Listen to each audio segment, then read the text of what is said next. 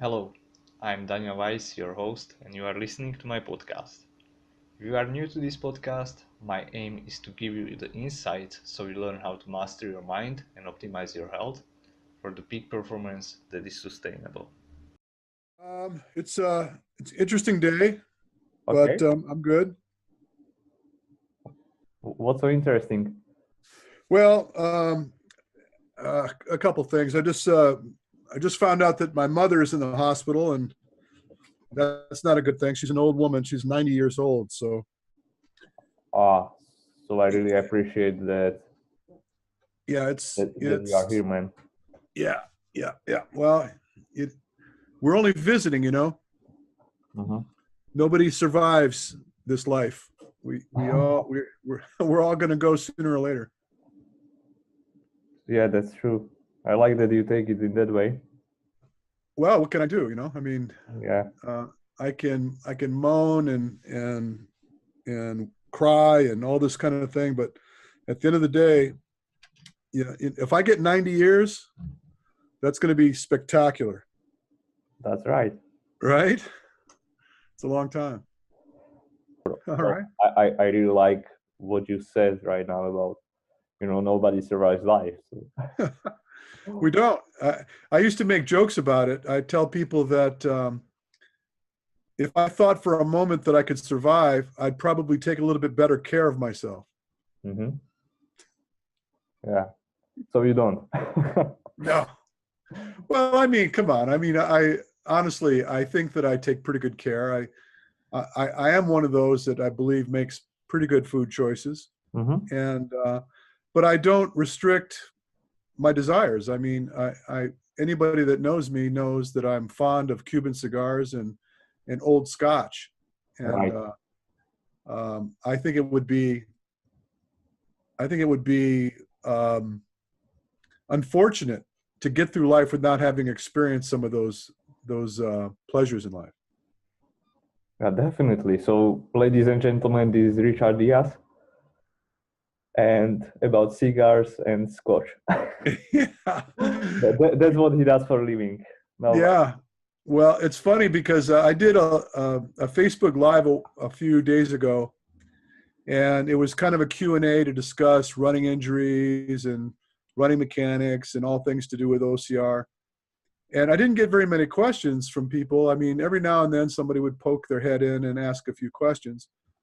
But towards the end of the show, an old friend of mine saw that I was live, and he happens to be someone that when I do have a chance to share a cigar with someone, it would be him. And the okay. whole conversation, the whole narrative shifted towards the last time we had great scotch and what kind of a cigar we had lately.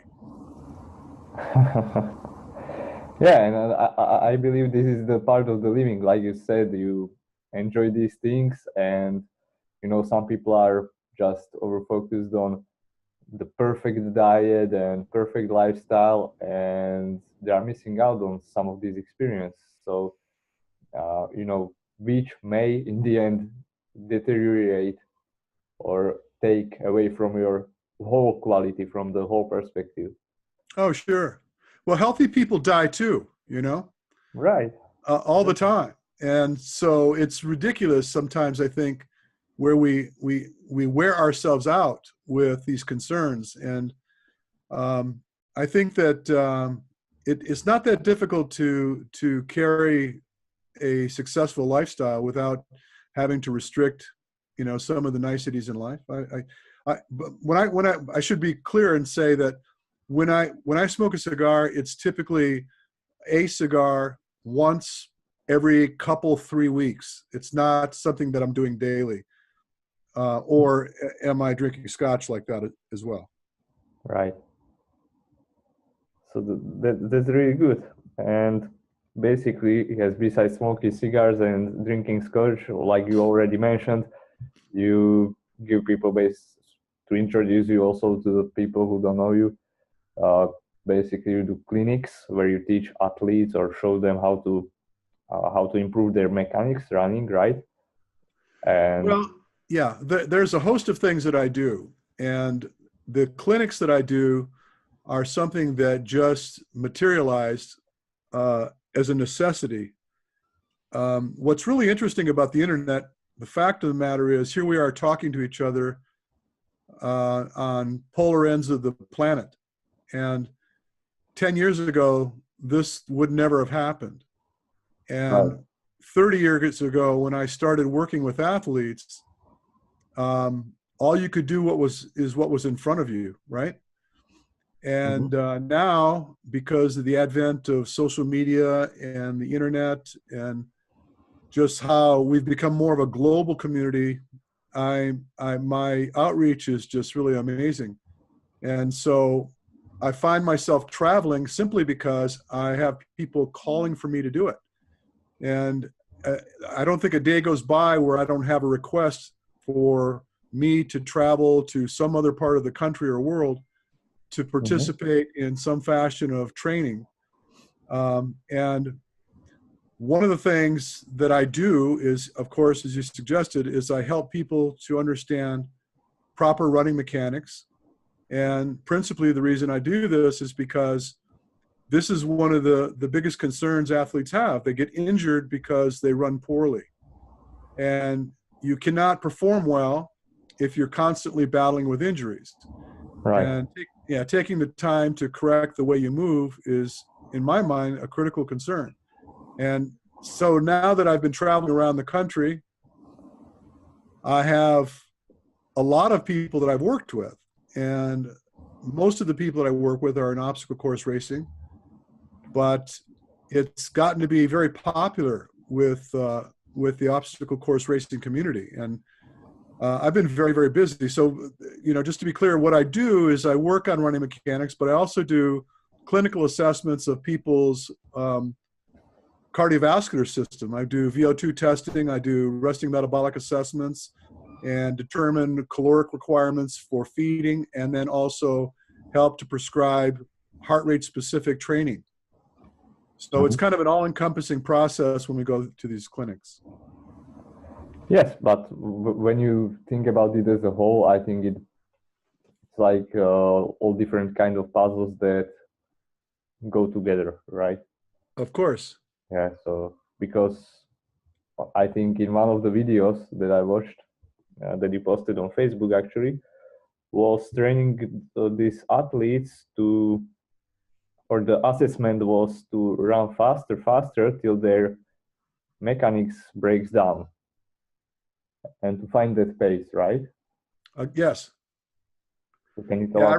I refer to that as the mechanical threshold.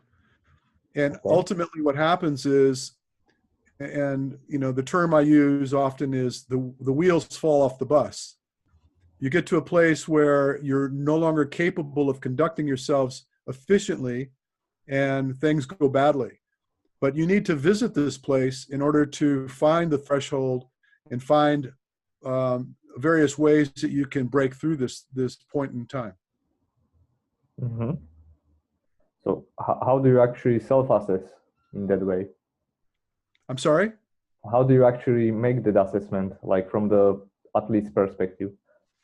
Well, that's an interesting question, because obviously when I'm there in the room and I'm observing and controlling the speed, I'm looking for the break points. And the things that concern me are when they're forced to create greater leg turnover, which becomes inefficient. When they're forced to reach ahead and overstride and brake, which is contrary to forward progress. I look for the various elements of their movement that's causing them to no longer go faster or no longer be efficient. And then I'll point it out and then ask them to, jump aside and recover. And then we do repeats like that. So collectively what we do is we start to find the mechanisms that help them to move forward into greater and greater speeds before the types of things that were causing them to fail before are no longer a problem. Yeah, so basically that's a very good point. You need to have a good understanding of the mechanics and how the body works, and it's always easier to observe than to notice it when you are in the process of doing it. Like, well, yeah, it's very difficult because and I've told people this many, many times, is that perception is a very dangerous thing, because many times what you perceive that you're actually doing may not be in fact what you are doing. So for example, I have people that may very well be running on their heels and have the mindset that they're actually on their 4 foot. And when I show them the video, they're really taken back by the fact that they were wrong. And the same thing applies to your entire posture and position in space. What you feel like you're doing many times may not be in fact what is actually occurring. So I do spend a great deal of time helping people to get through these misperceptions and show them what they are and how to correct them. So it sounds like a very good investment to do this kind of assessment. Well, clearly, if you're being injured and you can't figure out what it is that's causing you to be injured, there comes a point where through frustration or repetitive injury that you come to a place where you just feel like you need a solution. And many people don't even realize there is a solution. Many people may feel that they're doing things right and they don't even understand why they're being injured. And I'm sure you have friends, maybe yourself, where you've had reoccurring injuries and we're kind of perplexed by the occurrence. What is it that's causing me to be injured so often? And you may feel like there is some imbalance, so you work out a particular strength move to try to encourage improvements in the weakness. But it may very well be that it wasn't a function of your strength at all. It could very well be just the repetitive contact in an inappropriate posture that's causing you to be injured. So it's just, I think it's very helpful to have somebody from the outside get a good look or an educated view of what's happening to you and help you get through those problems. Yeah, definitely. Or at least take a video footage of yourself running, maybe. Well, yeah, in the absence of having someone to guide you, I would highly recommend that people record themselves. And then if they have the ability to slow things down to get a much better look, that's important as well. So I can tell you, even with my naked eye, when I'm watching people, standing right over them, watching them, many times I'll miss what's going on. And through the video and the replay of the video, I'll find things that I didn't see with the naked eye. Okay. And I think that you actually do this kind of online assessment, right? For people like where they post the footage and you make, you give them suggestions or something along these lines. Yeah, I do. As a matter of fact, I have clients all over the world that I work with that initially we began where they take on what we refer to as a virtual video analysis, where I will instruct them on specifically how I want them to shoot the video. They'll send the video to me. I will push the video into my analysis software. I'll make notes on the video. I'll return them the videos and then schedule a call where I'll discuss with them what I see, and then I'll discuss with them what I think it is they need to do to correct the problems I see. And we do this for a couple of different sessions. And, they go do homework and then come back to me with new video. And then we look at the new video and we see what the progress looks like or lack of progress. And then we make new or more aggressive suggestions. And many times what this happens is it evolves into a coaching process where then I'll look at all of their analytics. I look at the data relative to heart rate expense. I look at their cadence. I look at changes in elevation, distance, terrain that they travel over. And then I'll obviously prescribe very specific training, daily, weekly, right on to a premier event. And I have clients, here I am in California. I have clients as far away as Africa and Singapore right now that I've worked with, and many that I've worked with in Europe over the years. So it's just a fascinating business when you're able to reach out, globally the way I have been lately. Yeah, I'm happy to hear that, and this sounds really amazing as an opportunity for a lot of runners, and you have people in the OCR who want to improve or even get over their injuries or repeating injuries. So yeah, I see a big value in what you are doing, actually. That's why I'm glad that you accepted my invitation to this podcast. And I would also now like to change the topic a little bit. Sure. More towards the training. And as we know that OCR is partly endurance and it's also about strength, we are juggling many different aspects, maybe even agility, technical skills like spirit row. Yeah.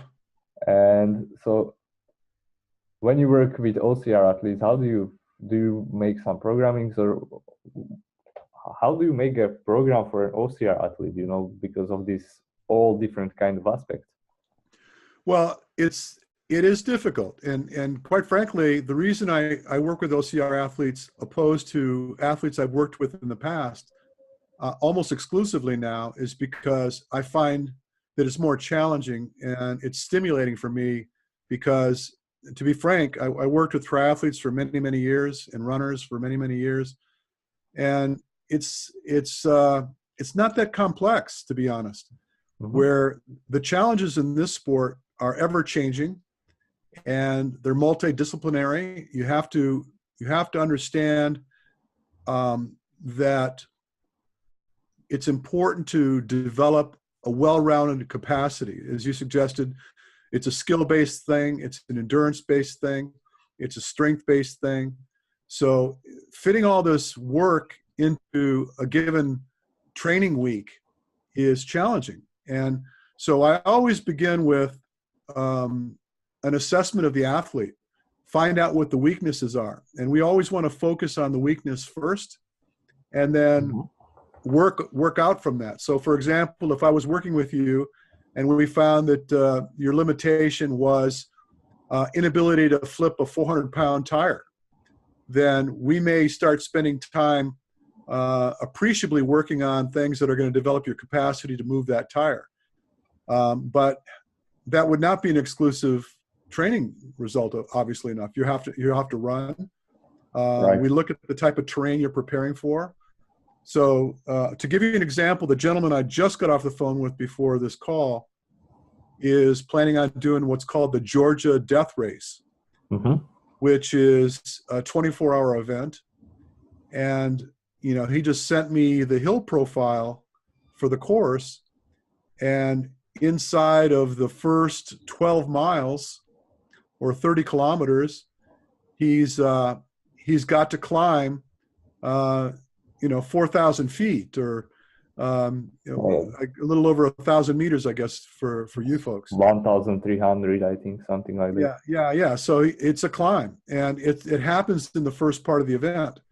And then there's some rolling hills and there's some descents.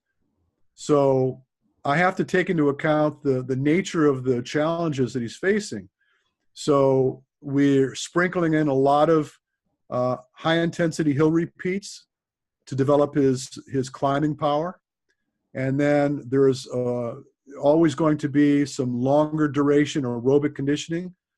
And then, I try to build the training program relative to the task. So it's challenging, but if you always approach it from the perspective of looking at the weaknesses first and then working out from that, then you can start determining how much time you're potentially needing to spend on whatever aspect or component of your training.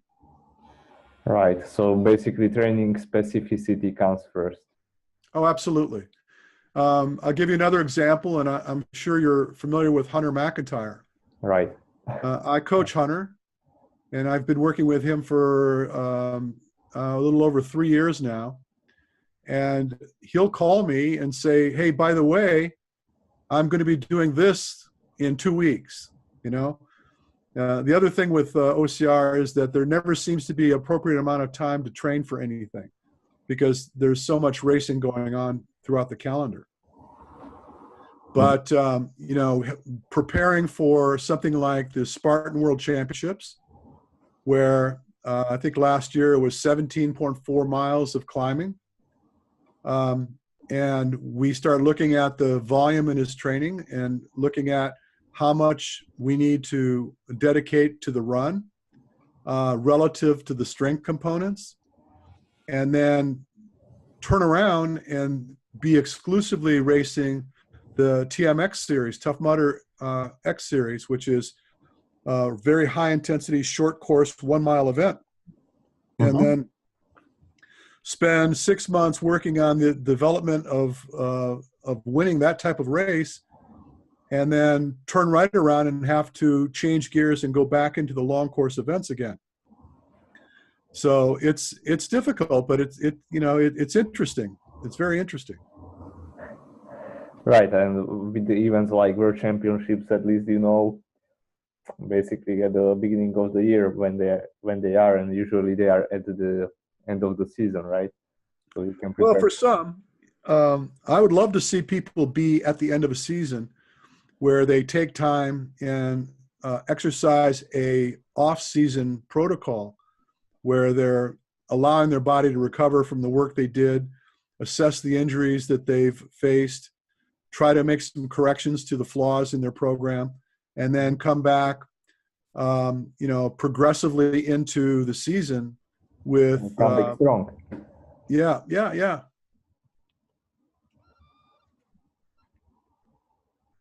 Yeah, so that was the end of the idea.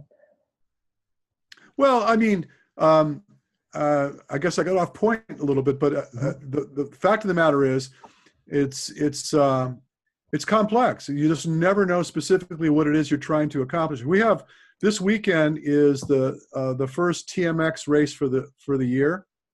The prize money there is better than it is in Spartan right now. And, our focus with Hunter is to prepare him for these events. And there'll be, I think, 6 of those races through the season, which will go till June.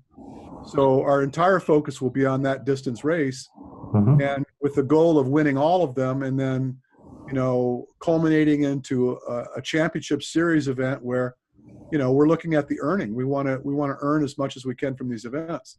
And then I have, I don't know if you're familiar with Veejay Jones, who is the youngest professional in the Spartan Pro team.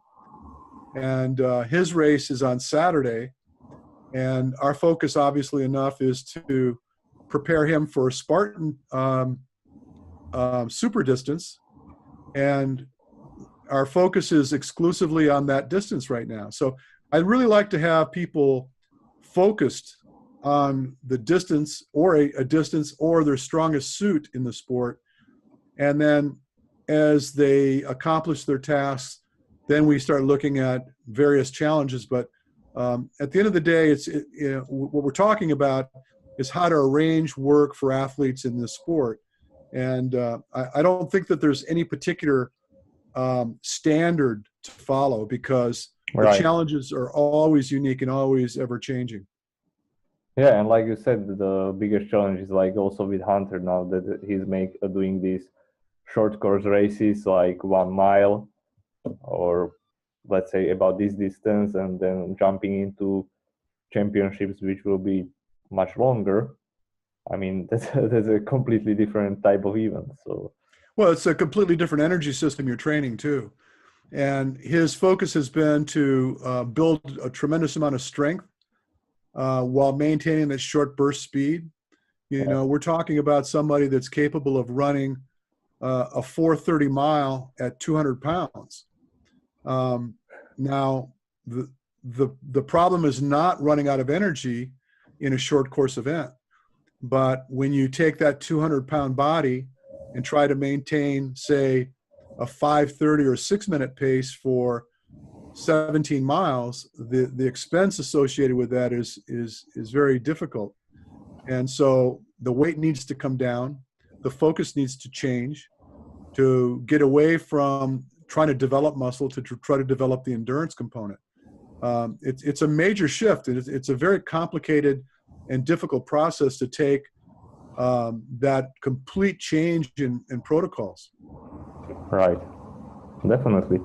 So how about athletes who are not on this really top level like Hunter is? Yep. And there are many people who are still entering and new to this sport. And I'm pretty sure that they are confused about all this training talk. And I hope that we are going to clear that up for them a little bit. So, Okay, so if the question is, how would you prepare for an OCR event if you were new? Right, I think exactly. the very first thing, and I've been posting this, and I hope you'll forgive me for saying it, but I tell people that you can't win if you run like shit.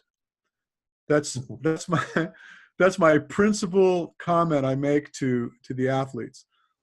So if you're new to the sport, the first thing you need to do is learn to command your run. And you should get to a place where you're comfortable covering good distance each week. I see too many athletes trying to get by on very, very little running in the week. They may spend a lot of time. Can we quantify that? Okay, so for example, if you're a novice runner, if you're new to running, I think you should probably, and well, let me go a little further. Let's just say that your focus is to participate in a Spartan Super. And I think the biggest mistake most of the novice athletes, the newbies to the sport, make is they bite off way more than they can chew early. And they'll end up getting through the event, but they may end up with injuries because they weren't adequately prepared for the distance. So given that you're looking at 8 to 9 miles, and I apologize for your audience. I don't do good conversion with kilometers, but let's just say let's call it I can make the conversions. Yeah, let's say it's 15 kilometers. You have about a 15-kilometer event. You need to be able to comfortably run that distance. And so your initial goal might be to not only be capable of running that distance, but be relatively competitive at the run. So in other words, being able to run, if you're going to compete at 15 kilometers, I think you should be capable of running at least 20. Yes. Without having to walk. And a lot of these athletes are incapable of doing that. So I think the principal consideration should be, number one, get your running base organized. And I think that if you dedicated, and I think that it's also important that you concern yourself with time more so than distance, and identify what is aerobic versus what is not aerobic, because you need to concern yourself with developing endurance, and endurance doesn't come about when you're running anaerobically all the time. So identifying your anaerobic threshold and begin running below that threshold to build as much volume as you can week after week after week. And, it's very difficult to give a specific number of hours or miles or kilometers to train when I don't know the individual. But if you just take it on yourself to consider that, number one, you need to be able to run, and you need to be able to run properly. And then, of course, we talked about the strength component. One of the most critical aspects of this sport is grip strength. So you could potentially spend 10 to 15 minutes every training session dedicated to upper body strength and grip strength. And it's really not complicated. Just find a bar to hang from, do a dead hang, hold as long as you can, drop, recover, stretch your hands out, repeat, and develop the ability to hold on to something for longer and longer, holding your body weight. And then, of course, if you can do a pull-up or chin-up over the bar, maybe you can only do one, maybe you can't even do one. You could focus on negative exercise, where you maybe use a support system like a bench to place yourself or a rubber. Position. I'm sorry? Yeah, or a rubber. Yes, or a rubber band. Sure. But just some kind of assistance to carry you through a range of motion with a graded amount of your weight, and then progressively increase your ability to hold your body weight. One of the things that my friend Yancey from Yancey Camp has been very successful with is training people grip strength by grabbing hold of things. Like we use sand discs, and you get, say, a 20 K or 20 kilogram sand disc, and pick it up off the ground and pull it up towards your chest, drop it and pick it up with the opposing hand, and just do repetitive grabbing and lifting exercises to develop your grip strength. Most of the sport is relative to the grip strength you have, your ability to pull, and your ability to run. And so if you literally spent 15 minutes a day just focusing on your upper body and grip strength, and the balance of your training focused on running, you're going to do pretty well for yourself. Yes, and you don't break down during the race. Because like you mentioned, there are a lot of people, I've seen a lot of people who sign up for this distance, and they simply don't have the body, the motor skills, the strength to go, and really, I would say anybody can finish it, right? I mean, walking, and right. They will suffer, but at some point it becomes about the mind. So you can pull yourself through that. But I've seen people who started like when I was volunteering at one of these events, and they started at 11 a.m. and they were finishing at 9 p.m., which is I mean, a little too much. Well, I just think that I understand the nature of that. You're trying to prove to yourself, or maybe prove to your friends that you're capable of conducting yourself. But I think there's a limit to the value in this type of thing. I think that if you're going to take on an event that's that distance, you need to put in the appropriate amount of time training, because what happens if you hurt yourself? And on that same note, I have friends, competitive athletes, that have injured themselves in a distance like this, where they have, I don't know, they've got another 30 kilometers to go, and they've already sprained their ankle, but they'll continue to push through while they're wounded. And I think that's a ridiculous thing to do. I mean, at the end of the day, what's the value in that? You could just to be able to say that you finished it, even though you were hurt.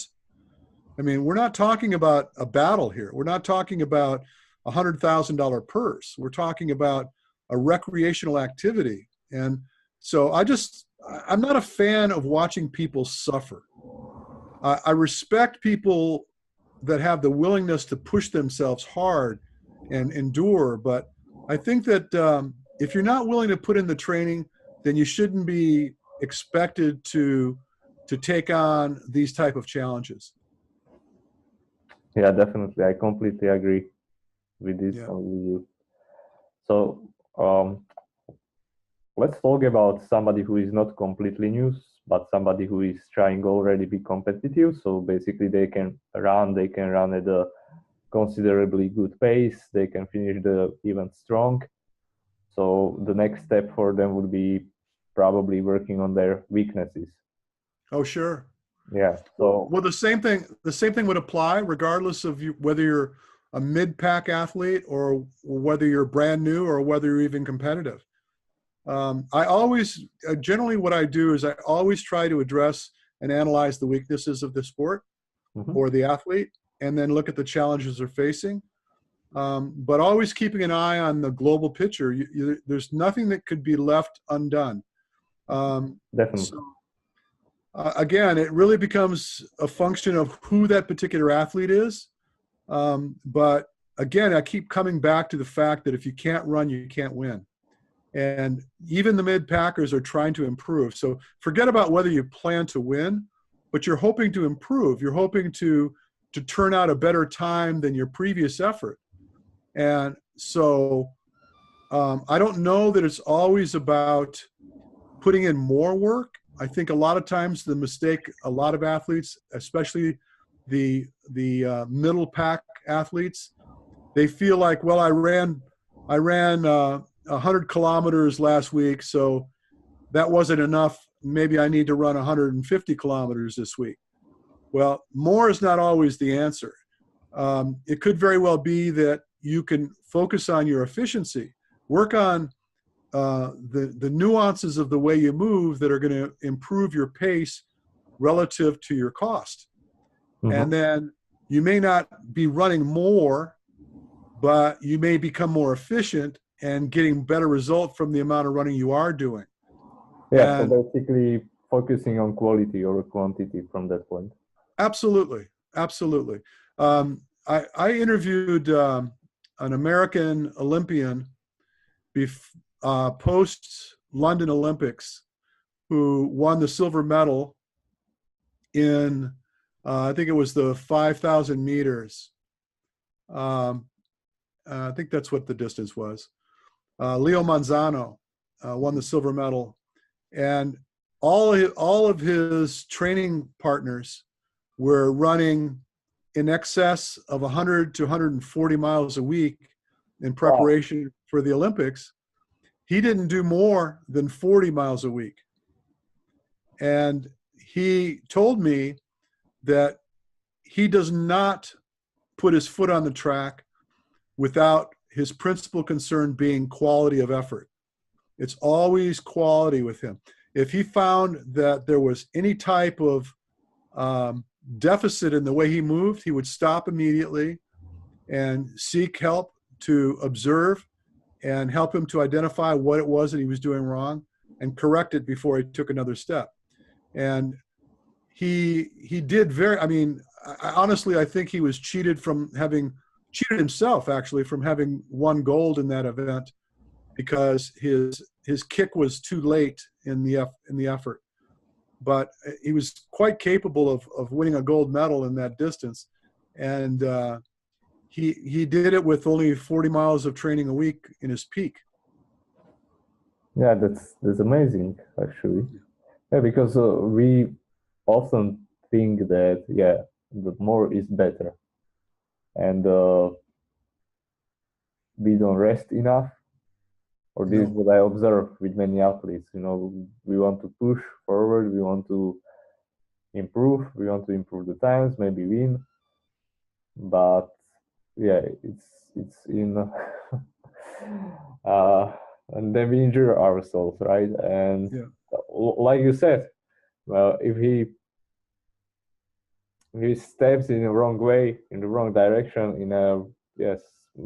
he feels like his mechanics are not proper, then there is also a risk of injury. And for such an athlete that is going to Olympics, an injury plays a big role. Well, think about it, how many times have you saw someone running down the street and they had a knee brace or this little strap below their knee while they're running? What they're indicating to you is they've got a low grade or an injury that they can tolerate. And they found that through putting a brace on their knee or what have you, that the injury is more tolerable.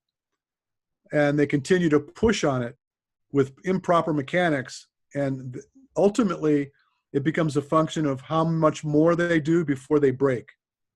It's a ridiculous proposition to push yourself this way or to lend yourself to expect a brace or something like this to be the compensation you needed to continue to push yourself poorly.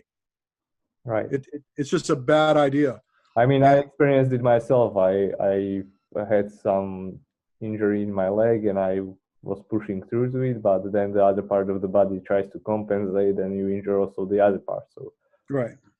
Well, you just start running worse. Your body's unresponsive. Your body's trying to protect you from further injury. So it just changes the way you load. It may shorten your gait.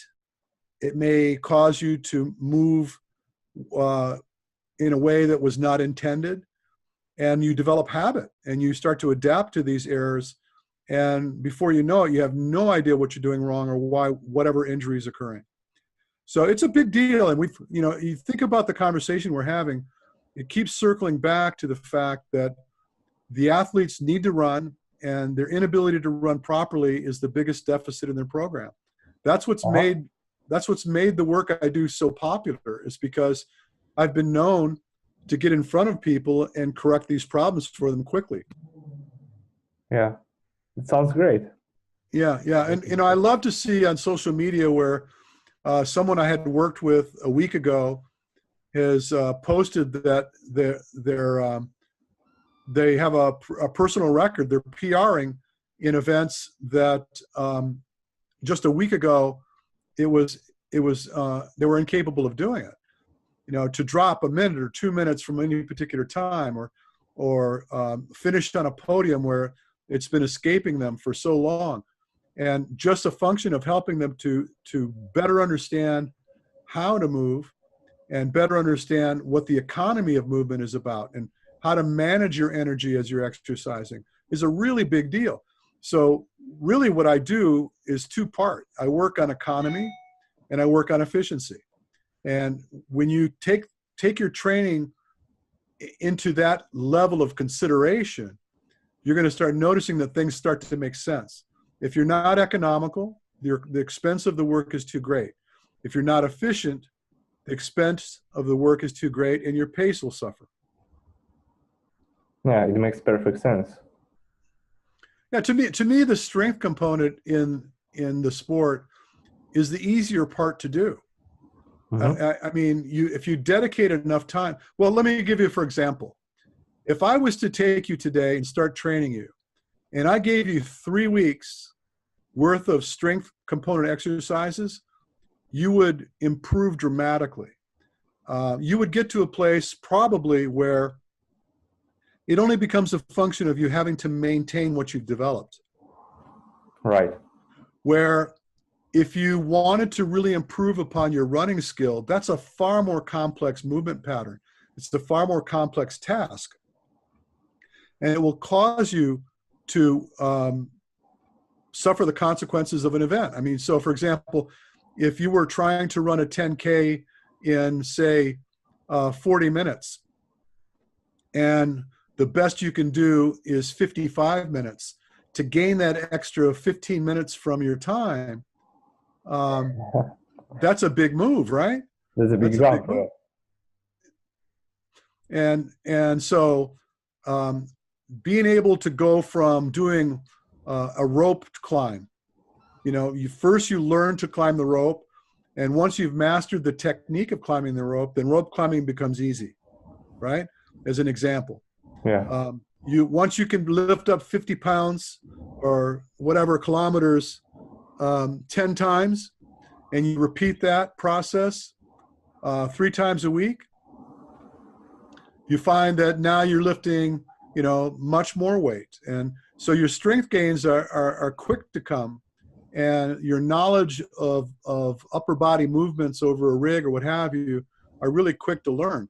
You don't need to dedicate the majority of your training time to those efforts. They may be a lot of fun. I know a lot of people will do these climbing exercises in these new OCR gyms that are cropping up everywhere. And they'll spend a lot of time doing it, but it's probably overkill. Most times you get to a place where you're pretty competent, but the difference in a winner and a loser in this sport is how well you can run the course. Yeah.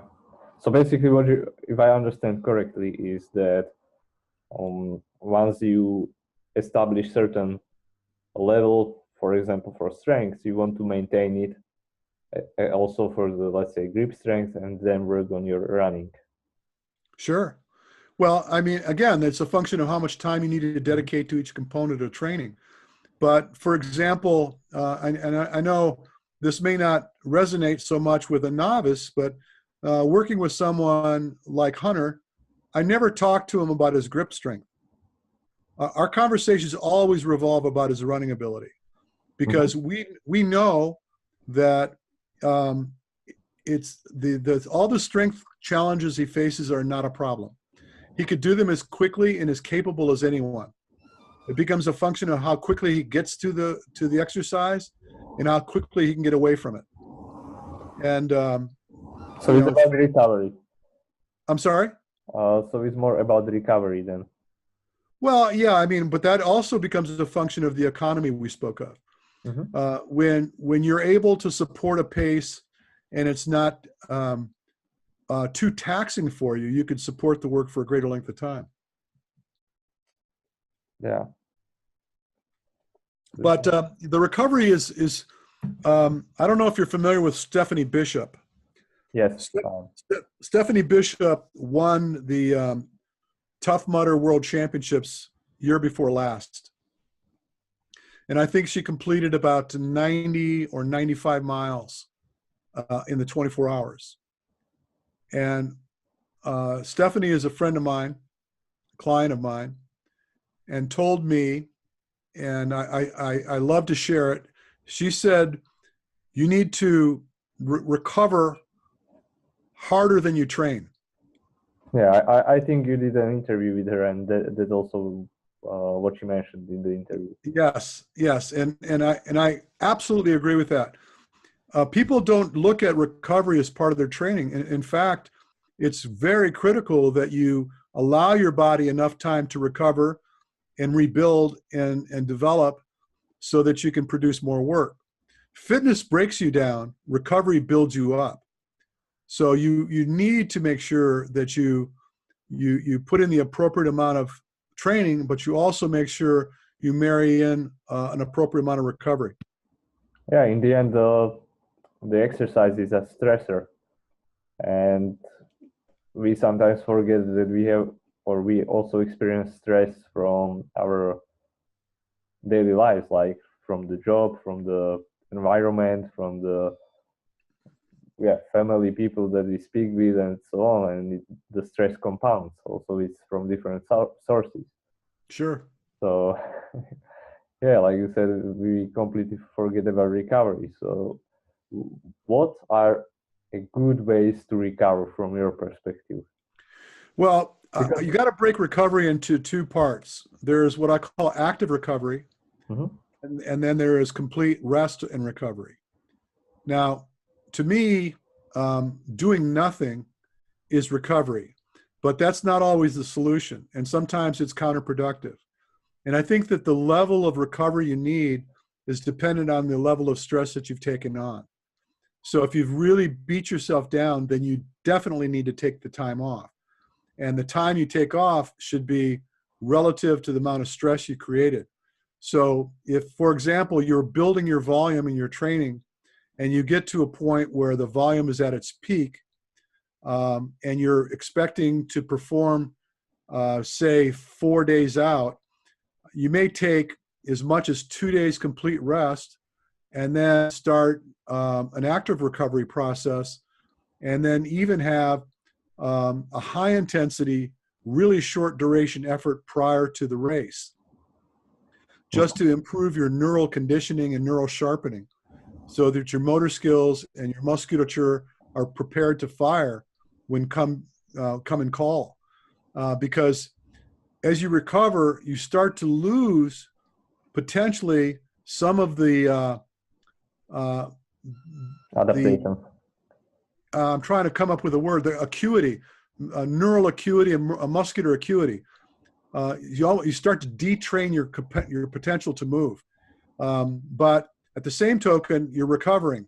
And so it's kind of a sticky problem, knowing how much to put into your training and knowing how much recovery is required. And I think the best way to do that is to keep an eye on your heart rate responses during your training. And depending on how much, and a lot of people have been focusing on what's referred to as heart rate variability. I don't know that you need to take it to that extent, but clearly keeping a tab on your waking heart rate, the heart rate that you have when you first get out of bed in the morning, and the heart rate responses in your training. If you start noticing that your cost of work is getting more expensive and not improving. So for example, if your 10-kilometer pace is say, let's just say for sake, 7 minutes. And all of a sudden for the same heart rate, it's 8 minutes, 8.5 minutes. You're not doing anything different. You're not doing different terrain.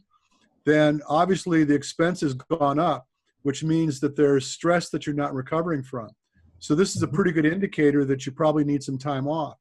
And depending on the level of athlete you are, you may find that what's better for you to do is active recovery, something that's disassociated from the act of running, potentially swimming, potentially riding a bike, maybe even an indoor bike or something like this, just something that's low intensity to help to flush the toxins from the working muscles, create some healing circulation in your blood flow through the system, and then, making sure that you're getting ample amount of sleep. That's another consideration. If you find that you're not sleeping well, that you're sleeping interrupted, it's a pretty good indication that you're probably a little put out and should start thinking in terms of your recovery. Yeah, and another part would be probably nutrition, proper nutrition. Sure. Well, it always comes back to that. To me, I think that you, as an athlete, the nutrition component should be a given. You should have that dialed in. That's the other element of what we do with people when we meet them, is through the resting metabolic assessments, we identify, first of all, how many calories they should consume relative to the type of training they do and how their day goes. So we may find a baseline caloric requirement of, say, 3,000 calories, and then through their workloads in their training, they're requiring another 1,000 calories. And so identifying that your base requirement for maintaining your fitness and maintaining your weight, you may need to consume 4,000 calories. Yeah. And then clearly you want to make sure that you're getting quality food. I think that it's important that you stick primarily to whole foods, stay away from processed foods, get a good source of protein, get a good source of carbohydrate, and a good source of fat. And then I like to see my athletes on about a 60-20-20 formula, 60% carbohydrate, 20% fat, 20% protein. And then once you identified how many calories your body requires in a given day, you just split the calories up over the course of that number, and then further divide the meals up to encourage equal shares of the caloric needs throughout the day. So it becomes a function of nutrient timing now, how often you feed, the frequency in between the meals, and the volume of the food you consume. But the rest of it should be pretty standard. Right. So basically, for people to explain, I'm really happy that you mentioned all these things, is that, like you mentioned also in your, I think, latest podcast episode with Matt Fitzgerald, that many people are going for these diets like ketogenic diet and paleo diet and another, I don't know, maybe even Atkins diet. And they are over-obsessing about proteins and getting more proteins, but this is not applicable in any way to endurance athletes. And no, it's ridiculous. I mean, not even an endurance athlete. I don't care if you're a power lifter. Oh, yes. Yeah. That's true also. Because your body can only process so much protein. And when you start to overconsume the protein, it just stresses the body even more. It doesn't improve your muscle development.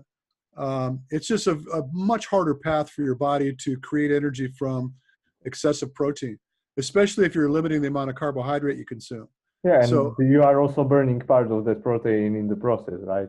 Of course, so yes. That's another consideration. And then, so basically, to outline it for people, the most important is, in the first place, calories, getting enough calories of high quality foods, and the nutrient timing comes after that. I mean, absolutely.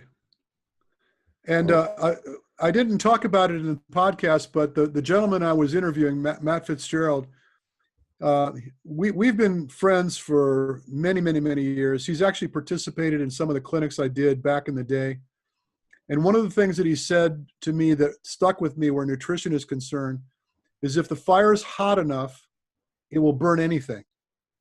Mm-hmm. So when people get a little too over-focused on the type of foods they consume, realize that if you put in the work, you're going to burn the energy. Your body will burn through whatever it is you consume if you do enough work.